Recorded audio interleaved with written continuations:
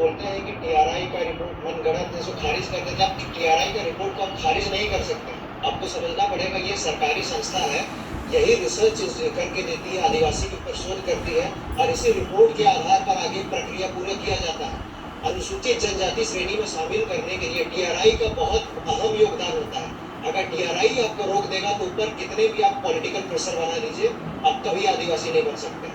तो ये प्रक्रिया है अनुसूचित जनजाति में शामिल करने के लिए कि अगर राज्य सरकार के पास प्रस्ताव आता है तो उसमें राज्य सरकार टीआरआई, जो हर स्टेट में आजकल जनजातीय शोध संस्थान है, वहाँ पर आदिवासी मैटर को लेकर के रिसर्च होता है, एथनोग्राफिक रिसर्च होगा।